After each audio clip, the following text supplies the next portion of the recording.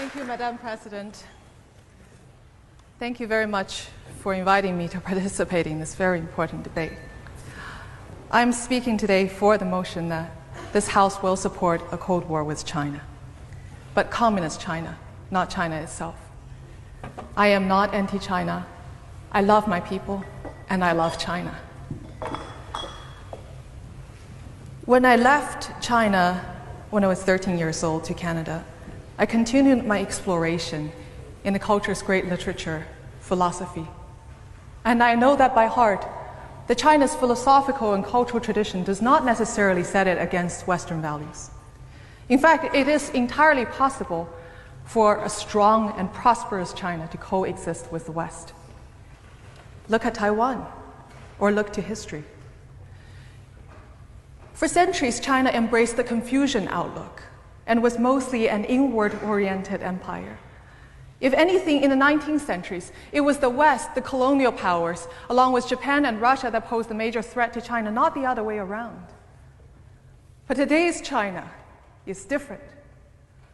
We're now dealing with a one-party authoritarian, mercantilist state that is openly hostile to Western value and the international system. In considering China's threat, communist China's threat, there are many angles we could explore. We could talk about China's economic warfare, how its state-sanctioned intellectual property theft has cost Western nations trillions of dollars annually, or its exploitation of the WTO. We could talk about China's cyber warfare. UK just signed a deal supporting Huawei to be a leading role in its 5G network building. That's like inviting a Trojan horse. We could talk about China's military buildup. Its aggression in the South China Sea not only threatens regional peace and open trade, but undermines the international law that preserves openness and order. We could talk about China's support to North Korea or Iran, or how it hijacks the Human Rights Council in the UN, or its support for undemocratic and kleptocratic states in Africa, or how it exports its surveillance technology to help other nations crack down on dissent. We could talk about its lax regulatory system brings dangerous exports to our shores, or its censorship of information endangers global health. Now the coronavirus outbreak is a perfect example. Or I can tell you personally how the Chinese government targets family of political dissidents abroad. When I was crowned Miss World Canada in 2015, because I used the platform to speak about China's human rights abuses, my father in China was threatened by the security agents, his business dismantled. Now my grandparents and him are both all banned from traveling outside. I could go on, but for tonight's forum, I'm going to take a novel approach by asking, how does China see us? Does the Chinese Communist Party already consider itself to be in a Cold War with the West? As a child in China, I remember being indoctrinated with the propaganda of the hostile foreign forces. We were repeatedly told that the Western power subjugated and humiliated China in the 19th century, and these old grievances were kept alive to divert domestic discontent.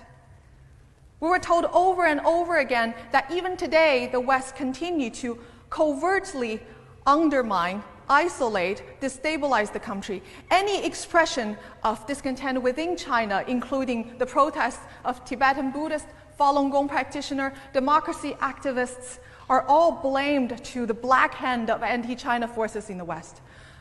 Chinese courageous human rights lawyers are being called agents of foreign hostile forces. The pattern continues today. The Chinese government claims that the West is behind Hong Kong's pro-democracy movement and the Taiwanese government. Essentially, all domestic problems are blamed onto the invisible enemy of the West. Let's look at some recent development in China to see what that can tell us about this country's motive. In 2017, China banned foreign NGOs from operating within the country unless they submit to government control. Even environmental groups and women's health groups have to have their annual report and their annual plans being approved by the police. The Chinese government claimed that this is to ensure that these NGOs do not subvert the country.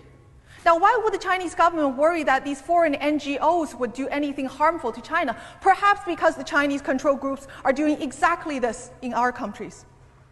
Beijing backed numerous front organizations, civil societies in Western society. These groups act as an extension to the party and state apparatus. They're oftentimes mobilized to influence local election results or policies in the West. These groups are controlled directly by the United Front Department and the Office of Overseas Chinese. But these connections are often concealed from the public. Now let's look at another example. In 2016, Chinese government banned the talk of democracy, universal human rights,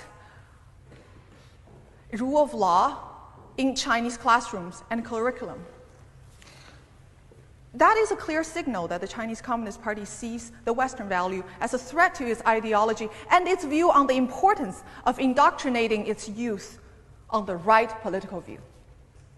While Western ideas are not allowed into Chinese classroom, Western universities have ceded control of their own program to the Communist Party through Confucius Institute. The Confucius Institute presents itself as a non-profit language program, but is actually directly controlled by the Communist Party, including its propaganda ministry. A senior communist official has said that the Confucius Institute is an important part of China's overseas propaganda effort. Yet these institutes are embedded in hundreds of universities in the West, raising troubling questions on academic freedom and freedom of expression on university campuses. The story is similar in entertainment and media area. China obsessively censors the internet. It only allows a small number of foreign film into the country each year, carefully screened, carefully edited. Even children's animated film like Zootopia is attacked as Western propaganda. Now, the situation in the West is vastly different. New York Times, Washington Post, Wall Street Journal, Telegraph, these papers all run paid news supplements from China Daily, a communist mouthpiece. Companies with deep ties with the Chinese Communist Party are now buying or entering joint ventures with major Hollywood studios, creating strong financial incentive for self-censorship. Chinese companies already own some of the biggest movie theater chains in the West.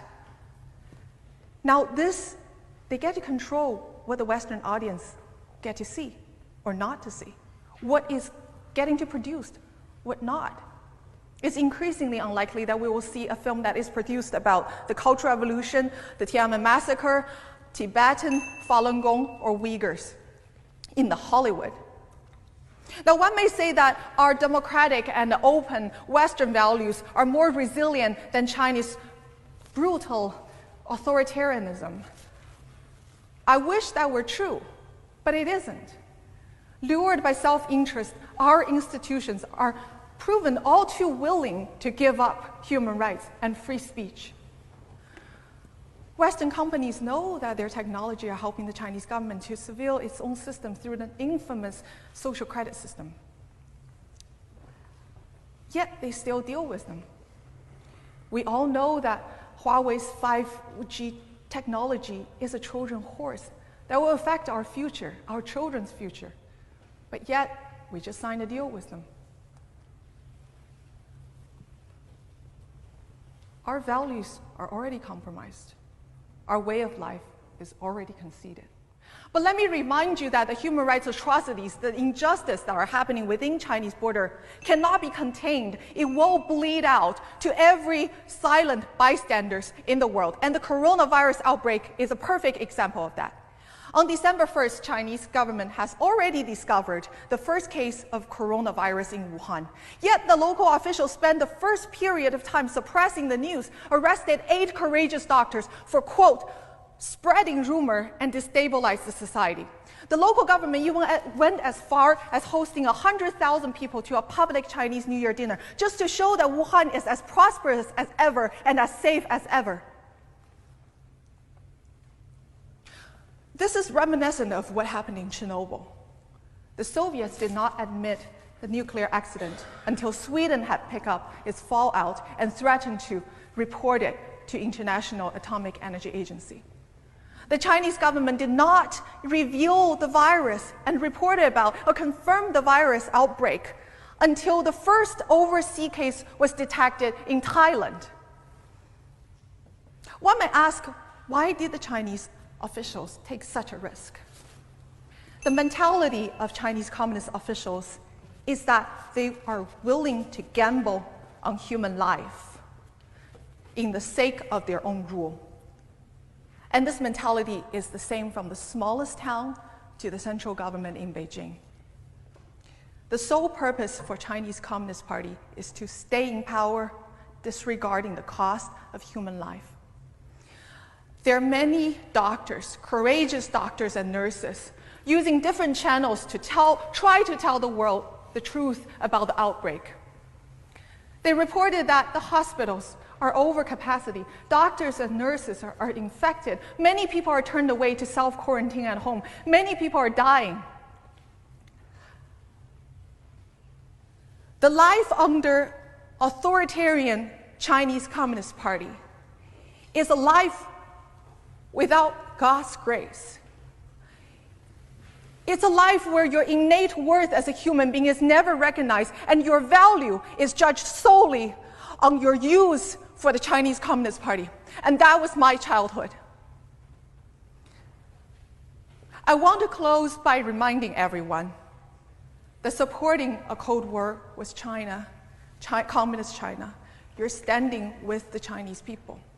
By confronting a regime that's brought turmoil and suffering onto this ancient land for decades. I also want to leave you with this question. If the Chinese Communist government does not treat its own citizens with any respect, why should us in the West expect ourselves to be treated any differently? Thank you.